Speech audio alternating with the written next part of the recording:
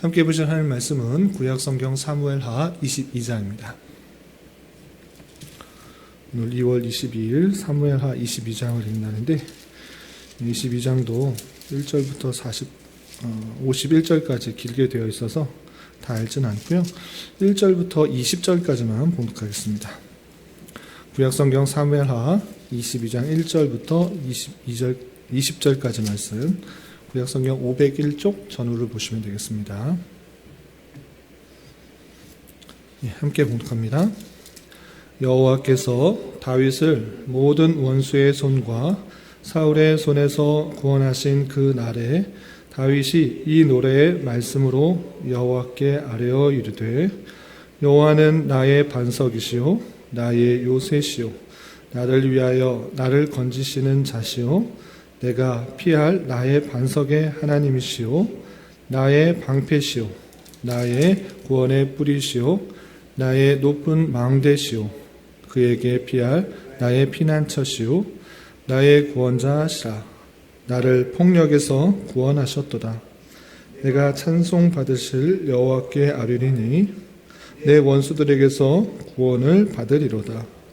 사망의 물결이 나를 애우고 불의의 창수가 나를 두렵게 하였으며 스올의 줄이 나를 두르고 사망의 올무가 내게 이르렀도다. 내가 환난 중에서 여호와께 아뢰며 나의 하나님께 아뢰었더니 그가 그의 성전에서 내 소리를 들으시며 나의 부르짖음이 그의 귀에 들렸도다.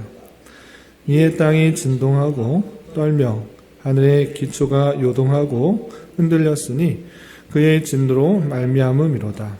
그의 코에서 연기가 오르고 입에서 불이 나와 사름이여 그 불에 숯이 피었도다.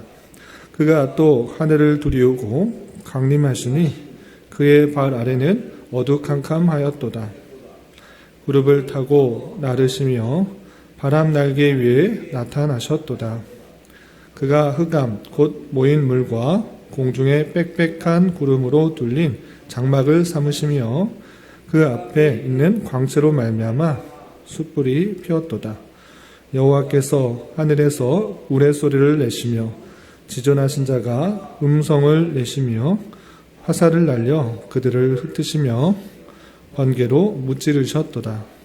이럴 때 여호와의 꾸지람과 콧김으로 말미암아 물 밑이 드러나고 세상의 기초가 나타났도다. 그가 위에서 손을 내미사 나를 붙드시며 많은 물에서 나를 건져내셨도다. 나를 강한 원수와 미워하는 자에게서 건지셨으며 그들은 나보다 강했기 때문이로다. 그들이 나의 재앙의 날에 내게 이르렀으나 여호와께서 나의 의지가 되셨도다. 나를 또 넓은 곳으로 인도하시고 나를 기뻐하심으로 구원하셨도다. 아멘. 감사합니다. 오늘 말씀 읽은 본문은 사무엘하 22장입니다. 어제 말씀드린 것처럼 사무엘하 21장부터 마지막 24장까지는 다윗이 모든 반란들을 제압하고 관리들을 세운 이후에 그의 통치 말기에 있었던 여러 가지 내용들을 요약해서 정리하는 내용들로 되어 있습니다.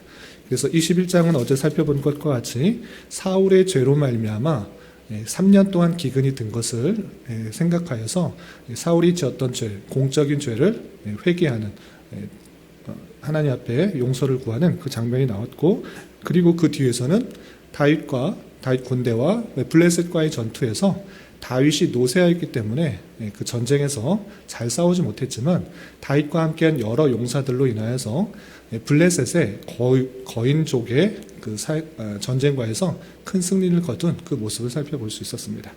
그리고 22장에서는 어떤 말씀이 나오냐라고 할 때 1절에서 나왔듯이 다윗이 모든 원수의 손과 사울의 손에 구원하신 그날에 다윗이 이 노래의 말씀으로 여호와께 아뢰어 이르되, 이렇게 되어 있는 것처럼 다윗이 많은 전쟁에서 승리하고 나서 그 가졌던 그 하나님에 대한 찬송시, 그 찬송시가 1절부터 마지막 51절까지 길게 되어 있는 것입니다.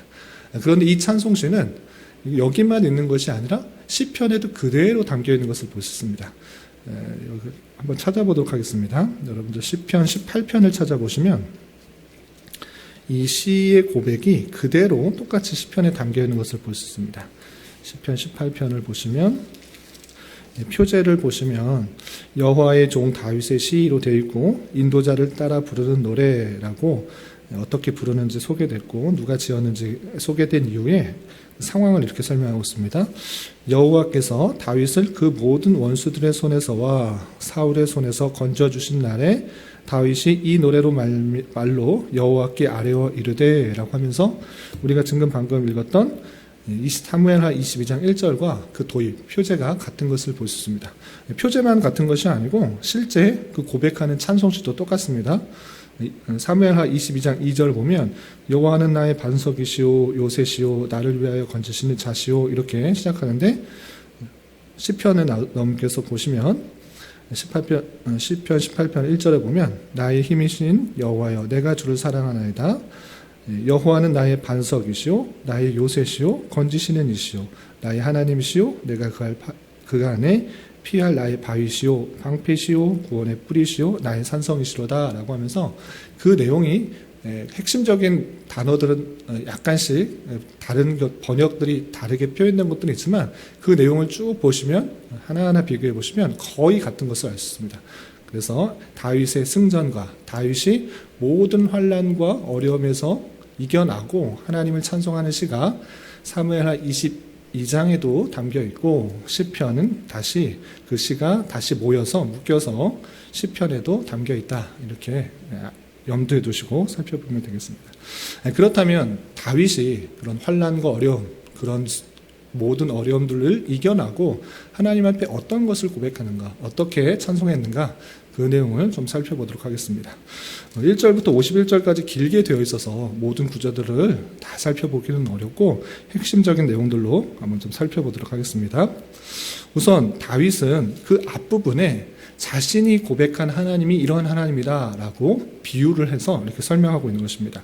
어떻게 설명하고 있는가 2절을 보면 여호와는 나의 반석이시오 나의 요새시오 나를 위하여 건지시는 자시다 뿐만 아니라 내가 피할 나의 반석의 하나님이시오 나의 방패시오 나의 구원의 뿌리시오 나의 높은 망대시오 그에게 피할 나의 피난처시오 나의 구원자시라 나를 폭력에서 구원하셨도다 라고 하면서 하나님은 이러한 하나님이다 라고 비유를 해서 계속적으로 설명하고 있는 것입니다. 반석, 요새, 방패, 구원의 뿔, 망대, 피난처, 구원자 이런 하나님이다 라고 비유를 통해서 고백하고 있는 것입니다. 그런데 이런 고백들이 그냥 머릿속에서 나온 것이 아니라 표제에서도 나타나고 그리고 바로 뒤에 5절, 6절에서도 고백되듯이 그냥 머릿속에서 나는 것이 아니라 지식적으로 난 것이 아니라 실제 어려운 형편들을 겪고 나니 하나님은 이러한 분이시다라는 것들을 고백할 수가 있었던 것입니다. 그렇다면 이 다윗이 어떤 상황이 구체적으로 있었는가 5절과 6절에 한번 살펴보도록 하겠습니다. 5절, 6절 보면 사망의 물결이 나를 애우고 불의의 창수가 나를 두렵게 하였으며 스올의 줄이 나를 두르고 사망의 올무가 내게 이르렀도다 라고 하고 있습니다. 지금 다윗은 그냥 왕으로서 평안하고 안락한 삶만 살았던 것이 아닙니다. 원치 않게 자기가 생각지도 않게 기름 부음을 받았는데 사무엘로부터 기름을 부음을 받았는데 그때 이후로부터 계속적으로 사울과 또 자신의 아들과 여러 사람들로부터 많은 어려움을 겪었던 것입니다. 그런 어려움들이 자신이 느끼기에는 어땠는가? 정말 죽을 것과 같은 그런 어려운 상황이었다라고 고백하고 있는 것입니다. 그래서 어떻게 표현하냐? 사망의 물결이 나를 애우고 정말 사망할 것 같은 죽을 것 같은 그런 상황이 나를 꽉 애워 있는 그런 형편인 것입니다. 그리고 불의의 창수가 나를 두렵게 했다. 불의의 옳지 않은 것들로 말미암아 계속적으로 나는 옳은 행동을 하고 있는데도 불구하고 주변에 옳지 않은 행동, 불의의 행동이 계속적으로 나를 두렵게 하는 그런 상황 가운데 있었다라고 표현하고 있고 또 6절에서도 수월의 줄이 나를 두르고 사망의 올무가 내게 이르렀도다라고 하면서 정말 한 치 앞도 알 수가 없고 정말 죽을 것 같은 그런 상황 속에서 버티고 이 어려운 가운데 있었다라는 그 다윗의 모습을 볼 수 있습니다. 다윗의 생애가 그냥 우리가 겉보기에는 다윗이 아주 훌륭한 왕이었다 이 정도로만 생각하고 할 수 있는데 이렇게 훌륭한 왕이 되기까지는 그의 과정이 정말 쉽지 않았구나를 생각해 볼 수가 있는 것입니다. 정말 사망과 수월과 또 불의의 창수가 자신을 덮어서 그런 어려운 환경 가운데 다윗이 과정을 겪었다라는 것을 알 수 있습니다. 그렇다면 다윗은 이런 어렵고 힘든 정말 죽을 것과 같은 그런 상황 속에서 어떻게 했는가? 그 내용이 7절에 이렇게 표현됐습니다. 7절 보면 내가 환난 중에서 앞에서 말했던 5절과 6절 사망과 불의와 또 수월과 같은 그런 어려운 형편 속에서 다윗은 어떻게 했는가? 환난 중에서 여호와께 아뢰며 나의 하나님께 아뢰었더니 그 어려운 형편 속에서 다윗은 하나님 앞에 아뢰은 것입니다. 하나님을 의뢰하고 하나님을 의지하고 하나님께 모든 상황을 가지고 나아간 것입니다. 그래서 어떻게 되었는가? 그가 하나님께서 성전에서 내 소리를 들으시며 나의 부르심이 그의 귀에 들렸도다 됐습니다.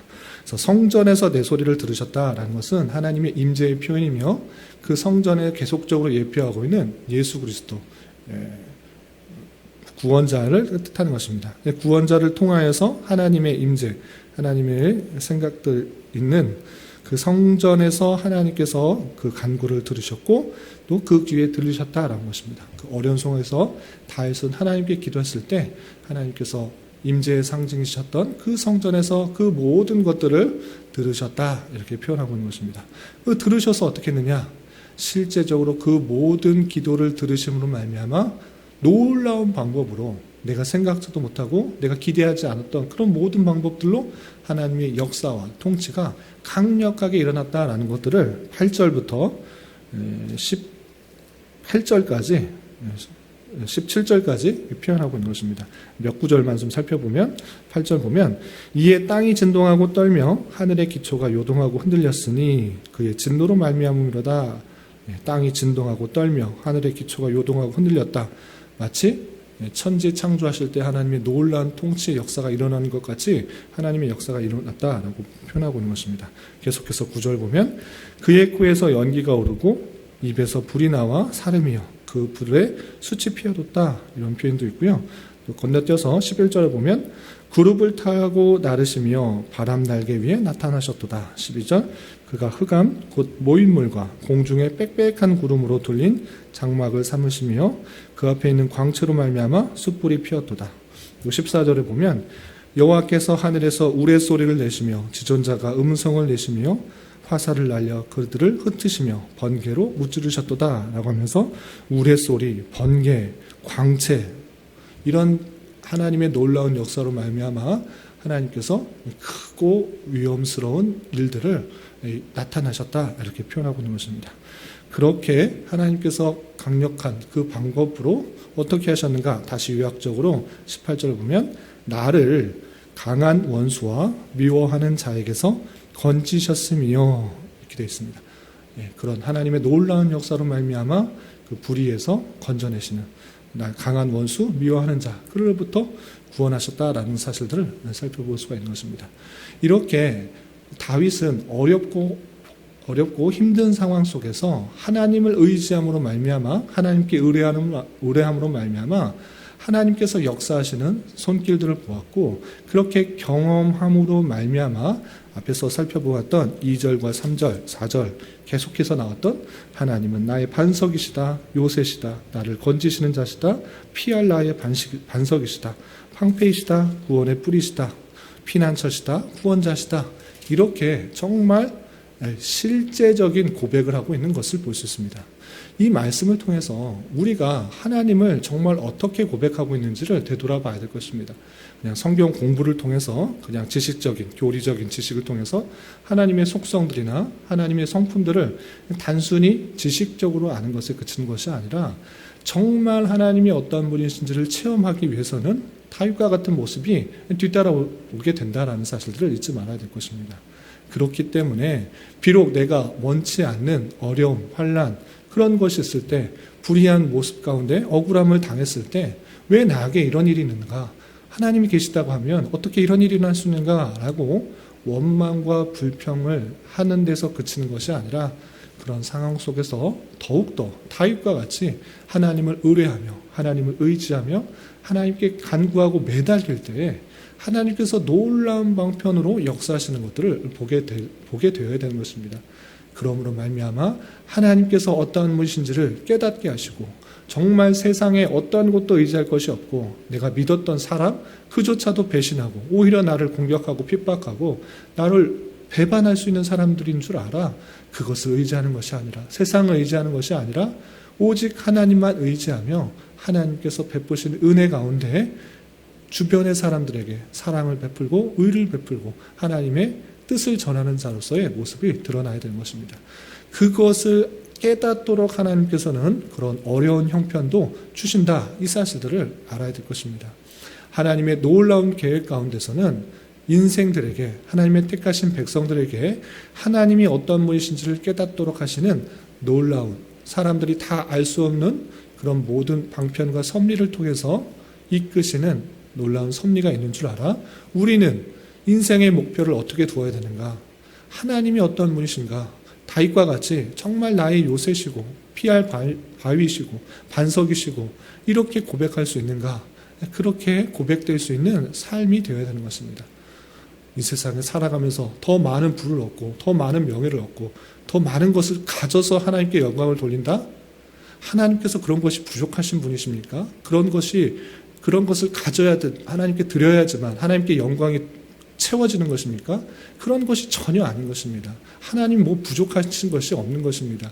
인생들에게 어떤 것을 받아서 어떤 것을 채워야지만 되시는 분이 아니신 것입니다. 하나님께서 원하시는 것은 하나님이 어떤 분이신지를 깨닫는 것 그리고 그렇게 진심으로 고백하여서 하나님만 믿고 의지하게 나는 것 그것이 성도에게 원하시는 삶인 줄 알아 우리는 어떤 자리에 있든지 간에 주어진 자리에서 최선을 다해서 살아가고 하나님과 동행하며 하나님이 어떤 분이신지를 깨달으며 나아가야 될 것입니다. 그렇게 다윗은 그 하나님을 고백하고 깨달았기 때문에 다음과 같은 삶을 살고 또 그런 삶을 사는 가운데 더욱더 하나님의 체험들을 느끼는 것을 알 수 있습니다. 그 22장 우리가 읽지는 않았지만 21절부터 28절까지 보면 그런 하나님을 경험했기 때문에 계속적으로 다윗은 어떠한 삶을 살아가는가 그러한 삶을 살아갈 때 또 하나님께서는 어떻게 역사하시는지를 잘 표현해 주고 있습니다. 이 부분만 읽고 말씀을 정리하겠습니다. 21절 보면 여호와께서 내 공의를 따라 상 주시며 내 손의 깨끗함을 따라 갚으셨다라고 고백하고 있습니다. 하나님이 어떠한 분이신 줄 알아 다윗은 더욱더 어떻게 하는가 공의롭게 사는 것입니다. 하나님의 뜻대로 사는 것입니다. 그리고 그렇게 사는 줄 아는 하나님께서는 더욱더 그를 지켜보아하시는 것입니다.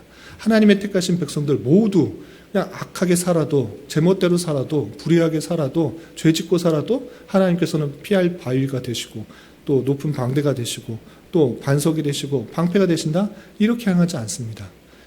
올바른 삶을 살아갈 때 그렇게 지켜 보호해 주시는 것이고 그렇지 않을 때는 심판의 그런 회초리를 드시는 것입니다. 다윗은 그런 하나님을 줄 알아 21절 이하 이렇게 되어 있습니다. 22절 계속 읽어보면 이는 내가 여호와의 도를 지키고 악을 행함으로 내 하나님을 떠나지 아니하였으며 그의 모든 법도를 내 앞에 두고 그의 규례를 버리지 아니하였음이로다. 내가 또 그의 앞에서 완전하여 스스로 지켜 죄악을 피하였나니 그러므로 여호와께서 내 의대로 그의 눈앞에서 내 깨끗한 대로 내게 갚으셨도다. 자비한 자에게는 주의 자비하심을 나타내시며 완전한 자에게는 주의 완전하심을 보이며 깨끗한 자에게는 주의 깨끗하심을 보이시며 사악한 자에게는 주의 거스르심을 보이신도다. 주께서 곤고한 백성은 구원하시고 교만한 자를 살피사 낮추시리이다 라고 표현하고 있습니다. 하나님이 어떤 분이신 줄 알아 다윗은 더욱더 어떻게 한 삶을 살고 있습니까? 하나님의 뜻대로 사는 삶을 더욱더 힘써 사는 것입니다. 그래서 여호와의 도를 지키고 모든 법도를 내 앞에 두고 그 규례를 버리지 아니하고 그 앞에서 완전하여 스스로 죄악을 피하려고 하는 그 모습들을 계속적으로 유지하는 것입니다. 하나님께서는 불의한 자를 심판하시고 또 악한 자를 처벌하시고 낮추시는 줄 알아 더욱더 다윗은 하나님의 뜻을 깨달아 그 앞에 온전히 살기에 힘썼던 그 모습을 보는 것입니다. 그렇게 온전히 살려고 하는 그 성도들에게, 그런 하나님의 백성에게 더욱더 하나님께서는 지켜주시고 보호해주시고 인도해주신다는 사실들을 깨닫게 되는 것입니다. 이런 말씀을 깨달은 자로서 하나님이 어떠하신 분이신지를 잘 깨달아 우리는 그 하나님께서 원하시는 말씀, 또 하나님께서 원하시는 뜻, 그 뜻을 이루어 드리기에 더욱더 힘쓰며 살아가는 자가 되어야 되는 것입니다. 오늘 말씀의 교훈에 따라서 하나님이 그냥 지식적인 하나님이 아니라 실제 나의 삶에 있어서, 나의 인격적인 관계에 있어서 어떤 하나님인지를 깊이 깨닫고 다윗과 같이 고백하며 또 하나님께서 원하시는 그 공의의 삶을, 또 하나님께서 원하시는 순종의 삶을 잘 살아갈 수 있는 저와 여러분, 우리 모두가 될 수 있기를 진심으로 기원합니다. 기도하겠습니다. 하나님 아버지 감사합니다. 오늘 말씀을 통하여 다윗이 많은 환난 속에서도 하나님을 의지하는 가운데 하나님의 어떠하심을 깊이 경험하여 고백하는 찬송시의 말씀을 살펴보았습니다. 이런 말씀을 대하는 자로서 하나님께서 때때로 성도들을 어렵고 힘든 가운데 있도록 하셔서 하나님의 어떠하심들을 보이는 형편이 있는 줄 알아 원치 않는 환난과 같은 상황이 올지라도 더욱더 하나님을 의지하게 하여 주시고 하나님의 어떠하심을 깊이 체험하며 더욱더 하나님의 말씀대로 살아가기에 힘쓰는 자 되게 하여 주시옵소서. 주님, 2월은 교회라는 주제로 한 달을 보내고 있습니다. 교회의 참된 의미를 생각하며 주님께서 택하시고 또한 함께 교회를 이루게 하신 모든 성도들에게 더욱더 마음 쏟는 시간 되게 하여 주시고 서로에게 위로가 되고 힘이 되는 관계가 이어질 수 있도록 인도하여 주시며 주님께서 원하시는 교회가 될 수 있도록 함께 고민하며 기도할 수 있는 시간 되게 하여 주시옵소서. 특별히 교회 내 육체 연약함으로 직장과 사업장의 문제로 가정의 여러 가지 문제로 주님께 간절히 부르짖며 나아가는 여러 지체를 일사오니 주님께서 긍휼히 여겨주시고 위로하여 주시사 우리의 기대와 소망보다 훨씬 더 풍성한 것으로 채워주시는 하나님을 깊이 경험할 수 있는 기회되게 인도하여 주시옵소서. 이 시간 각자 간절히 부르짖는 기도 제목 주님께서 들으시고 가장 선한 것들로 응답하여 주시옵소서. 예수님의 이름으로 기도 올리옵나이다. 아멘.